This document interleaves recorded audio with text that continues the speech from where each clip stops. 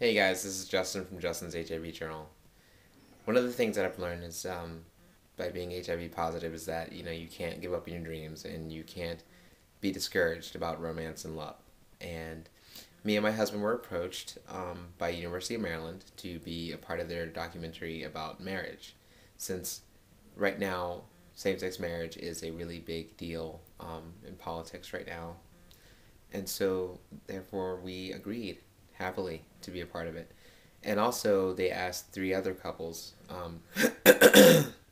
to be a part of this. And one is a heterosexual male with a bisexual female. Another is an older couple, and another is a couple met off of Match.com or some sort of internet site. So we decided that we would do the documentary for them, and it was for students, and we do have permission from the students to put this on YouTube, so I'm very happy about that.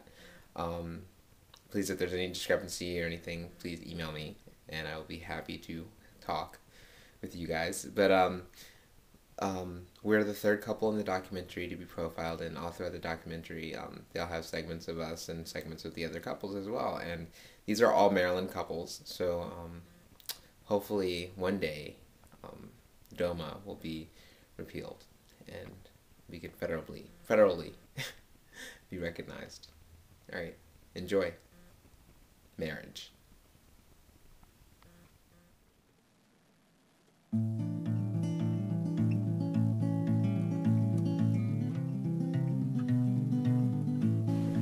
Marriage. Marriage, the legal relationship. The legal relationship Into which a man and a woman. A man and a woman. Enter with the purpose of making a home. Making a home. And raising a family. and raising a family.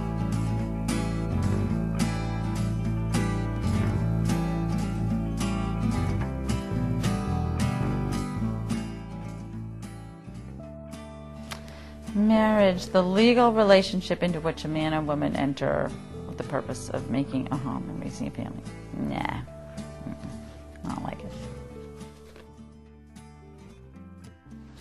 I'm Jeff Pressman. And I'm Vicki Foxworth, and we've been married for 5.5 years. We met on a blind date set up by a mutual friend of ours, and I picked Vicki up at her house in Hyattsville and met Vicki and Annie Jewell for the first time. Oh, my first impression was that he had such a warm smile. That, like, he was like a kind person. So I, immediately I liked him. He just had a warmth about him.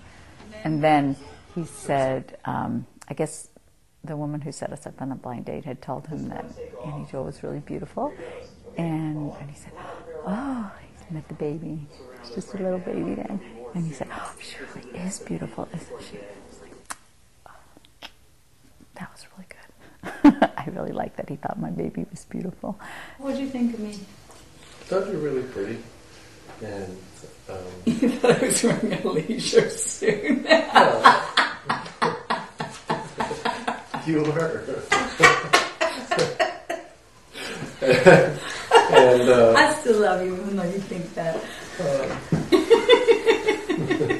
I thought she was really pretty, and so that was great. And the fact that we liked so many things together, and we could talk about so many things, just sort of was icing on the cake. Right. Or maybe Vicki looking so good is icing on the cake, and the fact that we had so many things to talk about is the real, the heart of the thing. But it's hard to tell what takes more precedence. But right at the beginning, when you just meet somebody new, and you can be really struck by the way they look, and then it's just great when the rest follows so well. Mom's turn. I identify as a bisexual, monogamous woman. I have a 9-year-old daughter adopted from Vietnam. I have an international exchange student daughter from Indonesia for this year, and I love being a mom. That's my favorite role. I love being a wife. I love my home. The first time we had a date, I dropped her off, and the ex was there. She came to the door like this big battle axe, and she was just like, well, are you coming in or not?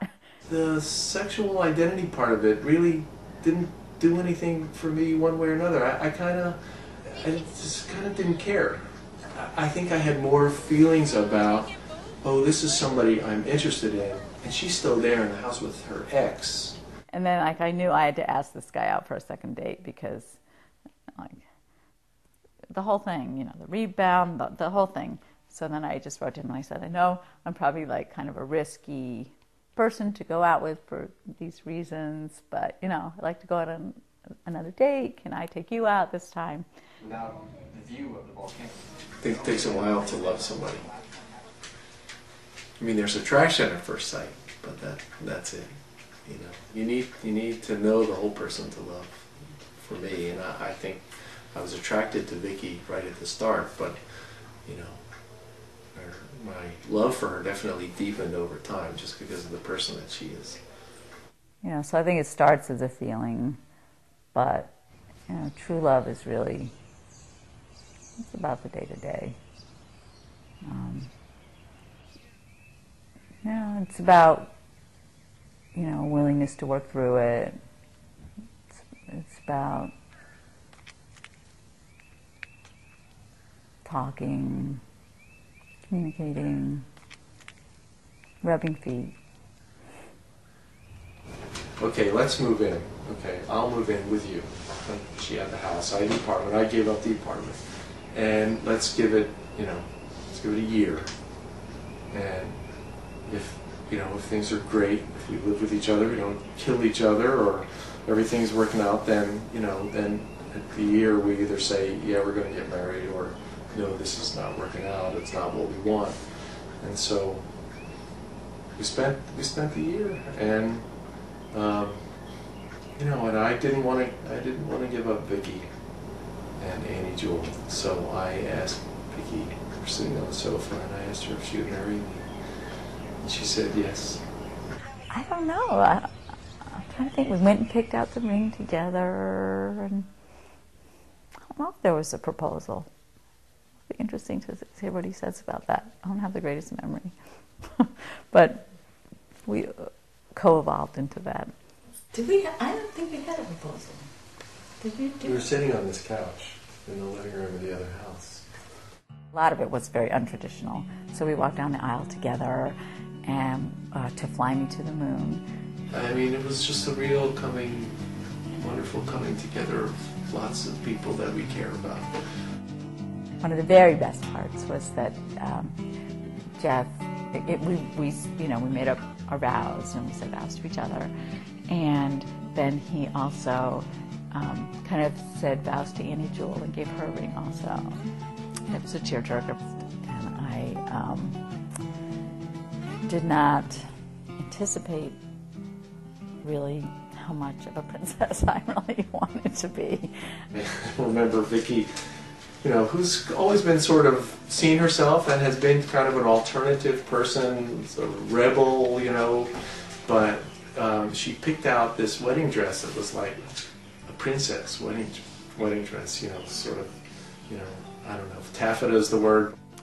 Just had layers and layers and layers of tulle.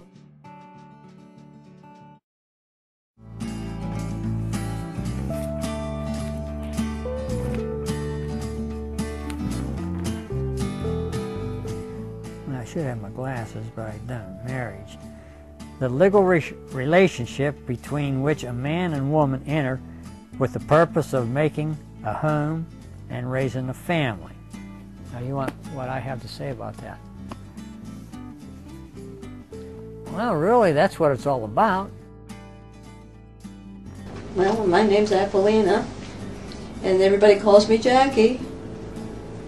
My name is Dale, and I've been married to Aquilina 42 years, and I'd do it again.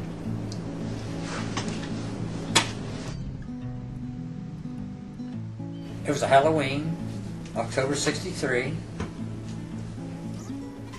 I was in Ambridge, she was in Ambridge. Why I was there, I have no idea, because we were looking for the club, remember? You Me were and Marie. looking, yeah, but For her brother. Bob and I, rare did we ever go to Ambridge. I don't know why I was in Ambridge, and But we were, and very rarely would we go to Ambridge, but that particular night we did.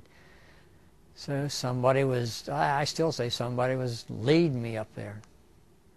Who else could it be? We pulled against this car. There was two guys in the car, and we asked the one guy that was driving the car, can you tell us where this, I can't remember the name of it, was Mike and Jake's place or something like that. Because we were supposed to meet my girlfriend's husband and his brother. They wanted me to meet him, and this was after I got my divorce from 3 children. We pulled up in front of Tallman Jerry's little tavern, and they said, "This isn't the hall," and no, but we might as well go and have a drink while we're here. And for some reason, why? We did. And Jack sat down in the booth, and as soon as she sat down in the booth, I was beside her. I stepped right in front of Marie, and I sat down beside her. I gave her my phone number because she wouldn't give me hers. And I says, well, sometime maybe you would call me. And 2 weeks went by, she did. But when we left there, when my friend got back in the car with me, I told him, I says, Bob, I says, I'm going to marry her. And he said, yeah, right, Sam. You don't even know her name. How are you going to marry her? You don't know where she lives. You're going to marry her. I hear you. And it did go on. When did you go to the service? January 24th, 64. Yeah. And we just met last of October, 63. November, 64, I get my notice I'm going to Vietnam. Now that really put a damper on it because I couldn't even talk to her. I couldn't call her on the phone. I was gone for a whole year, and it was tough, but it survived. And when I come home, it all started over again. He was a sweetheart. He was good to me. He really was. And I thought I could never meet someone that would be so good to me. I'm divorced and had 3 kids and I was lucky. Huh? Lucky. Timing No, was I was lucky. everything. Yeah, the timing was there. It was supposed to be, really. It just, he fit. You know, I can't remember how it happened, but it was a rainy night. And he can probably remember better. Isn't that funny? I can't remember that. He said, Jackie, we should get married. I said, well, okay, if you really want to, I'll get married to you. I loved him. He was a wonderful guy. He don't come any better. They really don't. I think she's beautiful. And now I did it. Marriage. The legal relationship into which a man and a woman enter with the purpose of making a home and raising a family.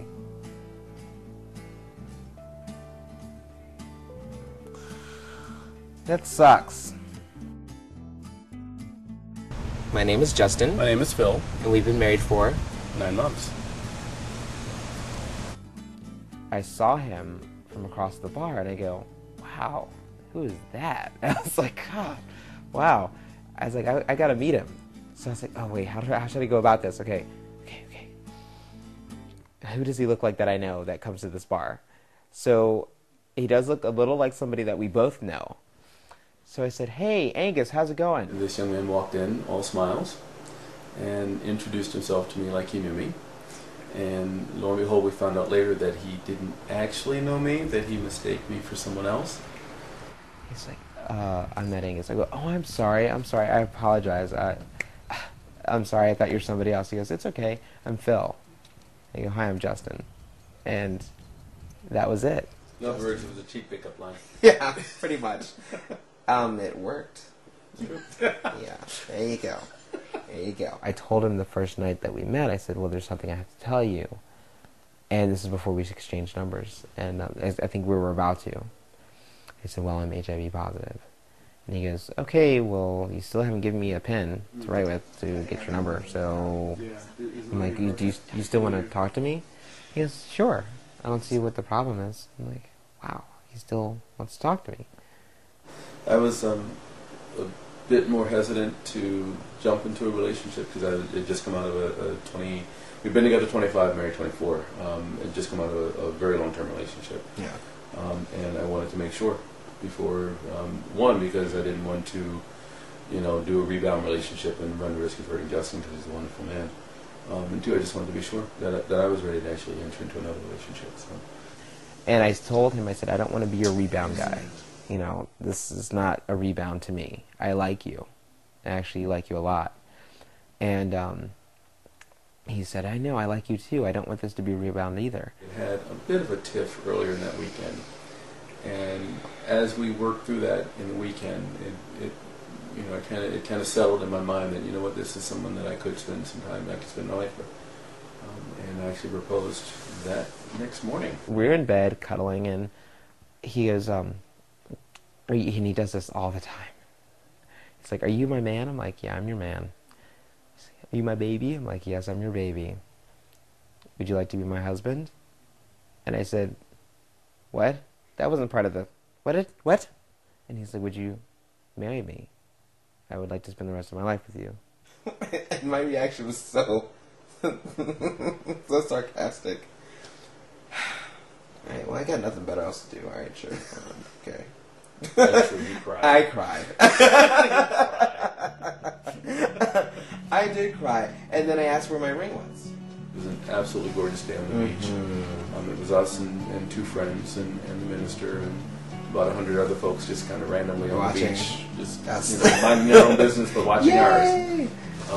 And it was an absolutely magical day. Beautiful sunshine, the waves just lightly licking up against the ocean. The water was so beautiful. Yeah, couldn't have been a better day. Yeah, it was great. Our two friends were like, do you feel different? I'm like, no, I don't. Because I kind of already had that in my head that I was going to marry him way before he did. The marriage is the legal relationship into which a man and a woman enter with the purpose of making a home and raising a family. That's exactly what it is. I'm Heather. I'm Alex. And we've been married 3 weeks. We met on eHarmony. Yeah, eHarmony, and started emailing each other, and went on our first date probably like 3 weeks later, and had hit it off. I thought he was really quiet and very mature. When he first came to the house, I was like, oh, he just looks he looks a little shy, like a little serious. So I didn't know much right away. He seemed like a little private, but I thought he seemed very a nice, mature guy. And yeah, I'm sure he thought I was very bubbly because I am. So she is beautiful. I like the way she looks, and I know she was kind of very easygoing online, and I know that I'm a very demanding person. No, you need to be really easygoing and kind of a follower to be able to live with me, because otherwise it's not going to be good. At that time, actually, I told Heather that I was married and that I had a child. So on the first date, and actually that was kind of a little nervous moment, because that's a big luggage, and I know that many girls of, when she was 21-year-old, at that age in America, it's like, well, why would I want that, right? But Heather took it very well, very easy. Like she wasn't, I don't know, she didn't look worrying or concerned about this issue. Like, oh, okay, sounds good. Okay. After that was third date, on the fourth date, and on the fourth date, Heather technically moved in. it was really quick. Looking back on it, I'm like, oh, that kind of sounds stupid, but it was. I mean, for us, it was just. It worked out. We just had a lot of fun together, and we thought, who cares? It was fast, and again, it was one of these kind of moments when you you're spontaneous, but at the same time, while you understand this is very risky and maybe crazy, but you just feel good about it. So on the fourth date, I asked, you want to move in? 6 months after we started dating, I decided that I'm going to propose, so I made the arrangement for the ring to be made. and then I was just waiting for the right moment. It happened on Thanksgiving 2008. We're sitting at the table, and we just started eating, and then all of a sudden Alex just looks at me like, and everybody else is eating like everybody's talking too, like, and they're in conversation, and Alex just looks at me, he's like, he just looked over at me, and he's like, and I think he's like, will you marry me? And I was like, yes! I think I was screaming. And me too. Yeah, but I was like, yes, yes! I wasn't looking forward to getting married as a purpose, right? He's like, been married before. It's the marriage is, again, it's a legal institution, right? It's just paperwork, which makes it more difficult to break up. Yeah, that has a great view, so optimistic. It was beautiful, it all came together well. I had all my family and friends there, and it was great. I felt like a princess. I'll always remember it. It was magical, yeah. My best wedding so far. I had so much fun. It was very relaxed, It's compared to weddings in Russia.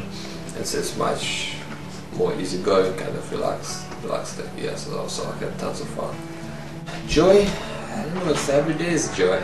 It's just you have somebody you love, you care, and you're good. It's your wife. It's every day. It's just love. You know? I see her. I'm happy. My father, at one time, was the meanest man in the world. He changed the day I got my divorce and brought my kids home. My mother got sick because my father hit her.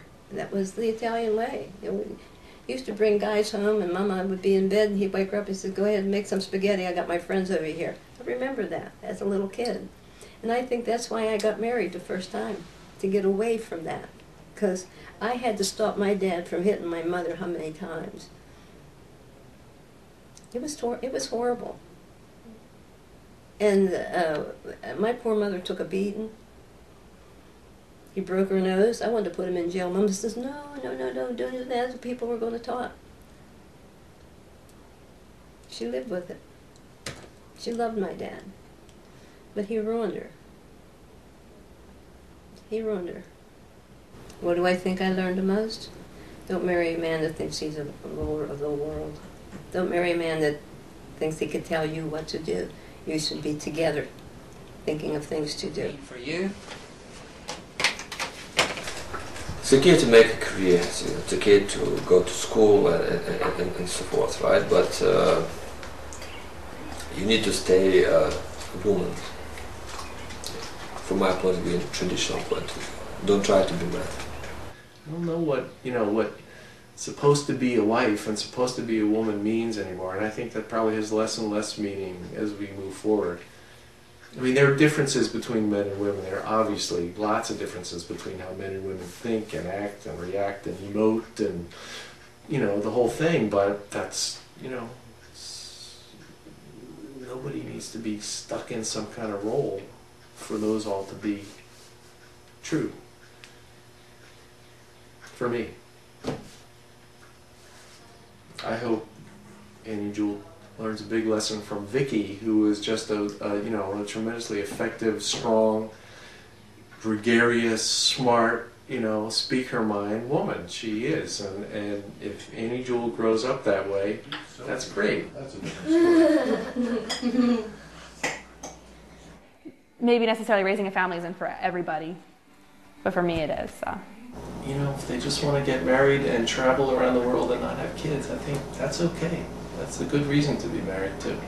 He looked over at me at the table and he said, I've been thinking about something. So what? He said, so you asked me earlier, I would love to have a kid with you.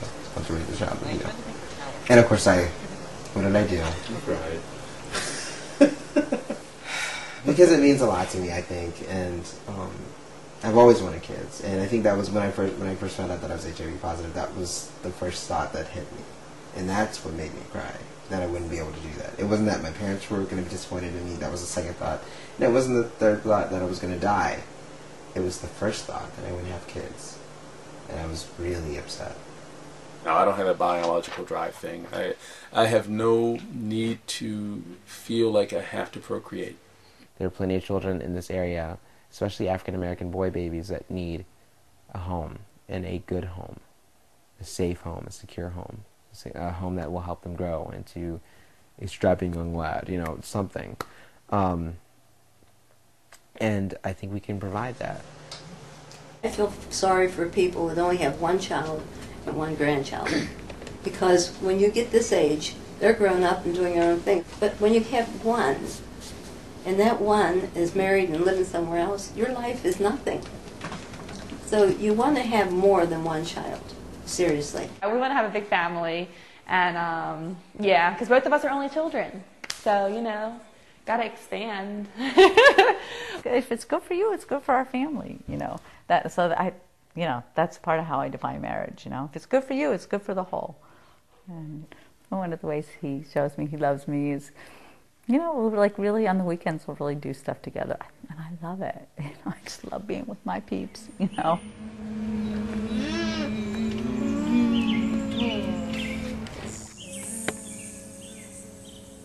I believe in commitment and the structure of it and monogamy, and yeah, so it's not, it's just not a possibility, it's a reality. If you honor your relationships and you honor the dynamics of our relationships as humans, and celebrate those dynamics, then we don't have the tensions that we have. So that's what I would encourage, that we recognize and we honor what's going on in our relationships, and we recognize and honor the connections with other people.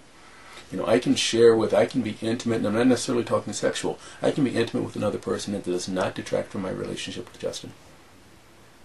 Commitment, I'm not talking about sexual commitment, but on a bigger scale, commitment to a family, to a person, is that, say, if you cheat, you don't, one, make sure that the person, your wife or your husband, doesn't get hurt again. So, it happens. It's just life.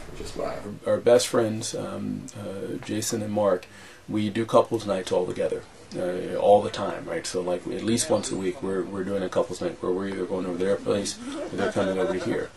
And Justin and Mark are Nintendo Wii addicts, right? So they'll sit out there and play Nintendo Wii for hours on end. And Jason are like, you know what, we're done, we're tired. So we'll go and cuddle and go to sleep, right? My God, if that happened in quote-unquote a traditional marriage, people would freak out. Oh, they're sleeping together. Well, no, actually, we're just cuddling and sleeping. We're best friends. You know what I mean? But we acknowledge that, we talk about that kind of stuff, and I think it makes a world of difference. Two people that are gay that get married, honey, it's their life. I can't look at it any way, because we have someone that we know very, very well, and they're blood relatives, that lives with a gay person. And they wear their engagement rings. There's the gene in them, and that's what makes it work that way. We can't change it. Hating them and making fun of them isn't going to work. God made us all. He made those people like he made us. He did a bummer job on me, but anyhow. If you really, really want to be married, then you look at the other person and say, do I really want to be married to him or her? Do we work well? Will I grow with this person? And do I see myself 40 years from now with this person? I think everything is just getting, too free. They're not, they get married and they just get married to get married. I don't know, it's not like I felt when I married Jack. This is it. Don't jump too quick. Take your time, because there's a lot of years between now, when you would get married, and down the road. You have a lot of time. Don't be in a rush. We're just the typical couple. I wouldn't even say we're the typical gay couple. We're just the typical couple. If you look around in this condo, you'll see pictures, you'll see books, you'll see TV, you'll see all the things that any other couple would have. And especially the one thing that I would say that every couple has, usually, is love, and we've got a lot of it. And hopefully one day we'll share it with the little one.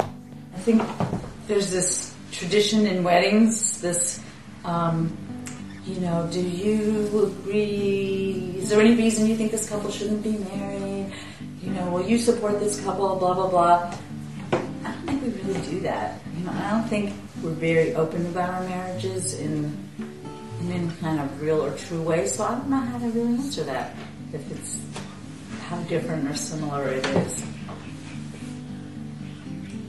Yeah. I mean, you know, for the most part, everybody just keeps up appearances, so you don't really know, I think.